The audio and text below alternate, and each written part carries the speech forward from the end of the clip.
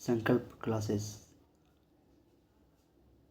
कल हमने चैप्टर 1 यानी कि डे 1 का ऑब्जेक्टिव सीरीज किया था, जिसमें कि लगभग 40 से 45 क्वेश्चन।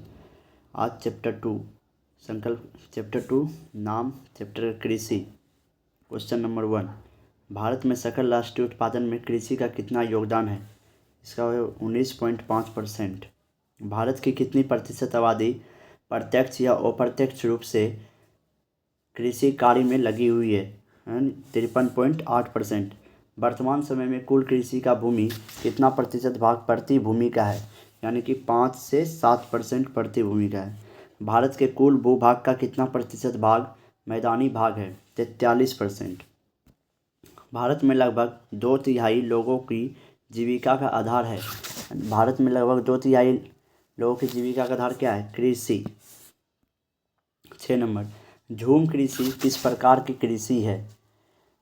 तो इसका स्थानांतरित कृषि। 7 नंबर, सीढ़ीनुमा सोपानी सीढ़ीनुमा खेती किस राज्य में प्रचलित है?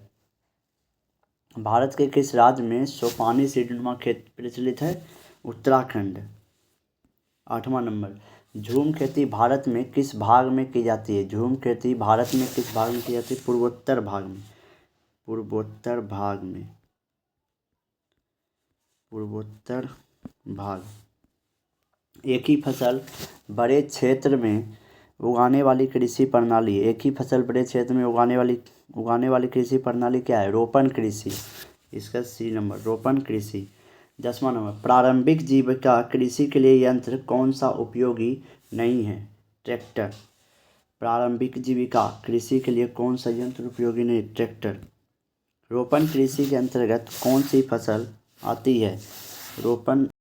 क्वेश्चन नंबर 11, रोपण कृषि के अंतर्गत कौन सी फसल आती है? चाय। 12 नंबर, निम्न में कौन सा रोपण फसल नहीं है? तो ये हो गेहूँ। रबी फसल की बुआई कब होती है? यानी कि रबी फसल की बुआई किस माह में आरंभ की जाती है? तो अक्टूबर से नवंबर। जायद 14 नंबर है, जायद फसल का उत्पादन किस मौसम में होता है? गर्मी। 15 नंबर, खरीफ फसल कौन सी है? निम्नलिखित में खरीफ फसल कौन सी है? चावल। रबी फसल कौन सी है? निम्नलिखित में कौन सा रबी फसल है? चना। 17 नंबर, खरीफ की फसल कौन सी है? इसमें धान भी है, मक्का भी है, कपास भी, इनमें से सभी, यानी कि टोटल धान, मक्का, कपास ये सभी है। 18 नंबर, रबी फसल कौन सी है? इनमें से रबी फसल कौन सी है? गेहूँ। 19 नंबर, रोपण फसल नहीं है। कौन सा रोपण फसल नहीं है? धान।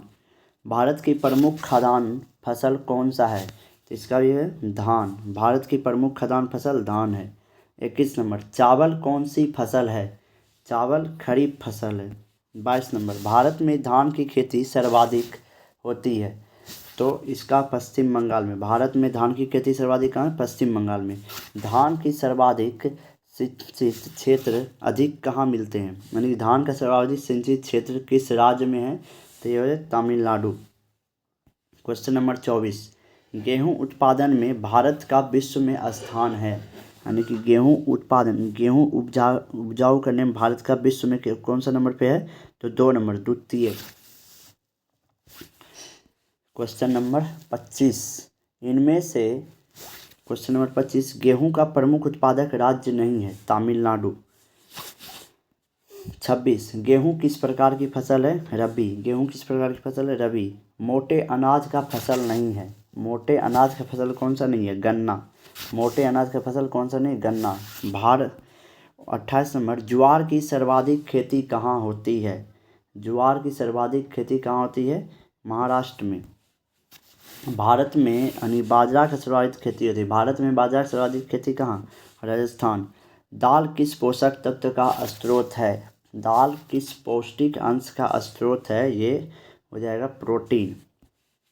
31 नंबर, दलहन की फसल नहीं है। निम्न में से कौन दलहन की फसल नहीं है? तो यह है बाजरा।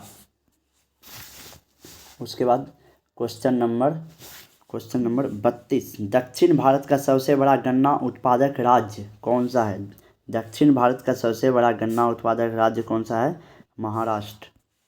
33 नंबर, तिलहन उत्पादन में भारत का कौन सा स्थान है? भारत का विश्व में स्थान है। तिलहन उत्पादन का भारत में कौन सा स्थान है? तो ये है प्रथम।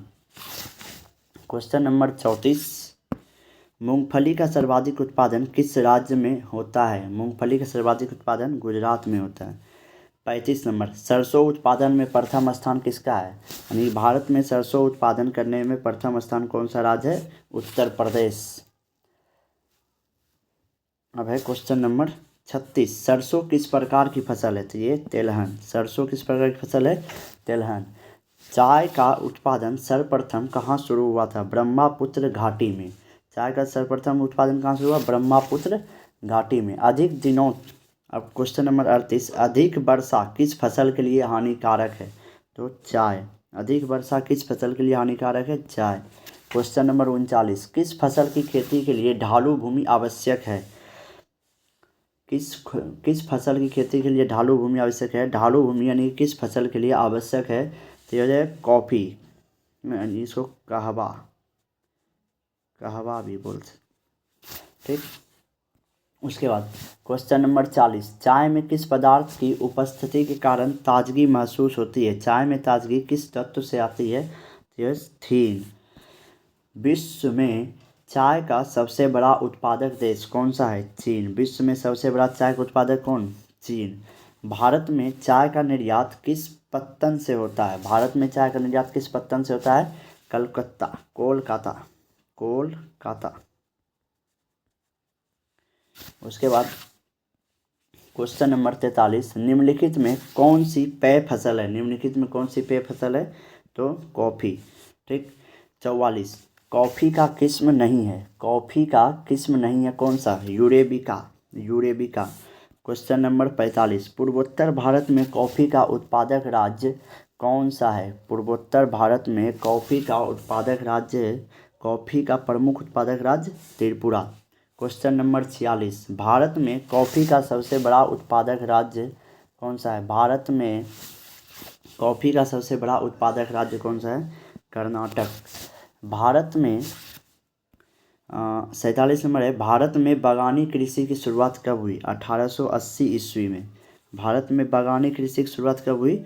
1880 ईस्वी में। बागवानी फसल कौन सा नहीं है? कपास। बागवानी फसल कौन सा नहीं है? कपास। क्वेश्चन नंबर 49, भारत में सर्वाधिक फल उत्पादन होता है? भारत में कौन सा फल सर्वाधिक उत्पादन होता है? तो केला। उसके बाद आम के 50 नंबर, आम उत्पादन में भारत का विश्व स्थान है? तो इसका हो जाएगा प्रथम। आम उत्पादन में भारत का विश्व में स्थान, यानी विश्व में भारत का स्थान आम उत्पादन में प्रथम, यानी पहले नंबर पे। 51 नंबर, जैम, जेली, स्क्वॉश इत्यादि का कच्चा माल कौन सा है? फल। क्वेश्चन नंबर 52, भारत का सर्वाधिक काजू उत्पादक राज्य कौन सा है? केरल। भारत में सर्वाधिक काजू उत्पादक राज्य कौन सा है? केरल। उसके बाद भारत के क्वेश्चन नंबर 53, गरम मसालों की खेती भारत के किस क्षेत्र में होती है? तो ये हो जाएगा दक्षिणी क्षेत्र। 54 नंबर, भारत का नारियल प्रदेश किसको कहा जाता है? केरल को। भारत का नारियल प्रदेश केरल को। 55 नंबर, इनमें से कौन सी रेशेदार फसल कौन सी है? इनमें से कौन सी रेशेदार फसल है? तो जूट। क्वेश्चन नंबर 56, रेशेदार फसल कौन सी नहीं है? यह गन्ना, ठीक। कपास किस प्रकार की फसल है? तो ये हो जाएगा खरीफ। कपास किस प्रकार की फसल है? खरीफ। उसके बाद है 58 नंबर, कपास का मूल स्थान माना जाता है? कपास का मूल स्थान माना जाता है 58 नंबर हो जाए, कपास का मूल स्थान माना जाता है किसको? भारत को। उसके बाद क्वेश्चन नंबर 59, कपास के लिए सर्वोत्तम मिट्टी कौन सी है? काली मिट्टी। कपास के लिए सर्वोत्तम मिट्टी काली मिट्टी। क्वेश्चन नंबर 60, कपास के लिए पाला रहित अवधि होनी चाहिए, यानी कि कपास के उत्पादन के लिए कितने दिन पाल रहित होने चाहिए? तो 210 दिन। क्वेश्चन नंबर 61, सफ़ेद सोना किसे कहा जाता है? एक कपास हो जाएगा, यानी कि उजला सोना किसे कहा जाता है? कपास को। उसके बाद है क्वेश्चन नंबर 62, सुनहरा रेशा किस फसल को कहते हैं? सुनहरा रेशा किस फसल को कहते हैं? तो ये हो जाएगा जूट। क्वेश्चन नंबर 63, भारत में जूट की सर्वाधिक खेती कहाँ होती है? भारत में सर्वाधिक जूट की खेती कहाँ होती है? पश्चिम बंगाल। क्वेश्चन नंबर 64, हरित क्रांति का दूसरा चरण कब प्रारंभ हुआ था? 1983 से 1984। 1983 से 1984। उसके बाद 65 नंबर, हार्वेस्टर और थ्रेशर का प्रयोग कहाँ होता है? कृषि कार्य में। हार्वेस्टर और थ्रेशर का प्रयोग कहाँ होता है? कृषि कार्य में। 66 नंबर, अंतर्राष्ट्रीय फसल अनुसंधान केंद्र कहाँ है? अंतर्राष्ट्रीय फसल अनुसंधान केंद्र कहाँ है? तो हैदराबाद। उसके बाद 67 नंबर, केंद्रीय शुष्क क्षेत्र अनुसंधान स्थित कहाँ पे है? जोधपुर। केंद्रीय शुष्क क्षेत्र अनुसंधान संस्थान स्थित कहाँ पे है? जोधपुर। 68 नंबर, भारतीय कृषि की असफलता का प्रमुख कारण क्या है? अनियमित मानसून। यानी कि भारतीय कृषि की असफलता का प्रमुख कारण क्या है? अनियमित मानसून। सरकार फसलों के लिए कौन सा मूल्य घोषित करती है? सरकार फसलों के लिए सरकार फसलों के लिए कौन सा मूल्य घोषित करती है? न्यूनतम समर्थन यानी कि न्यूनतम सहायता मूल्य। न्यूनतम सहायता मूल्य।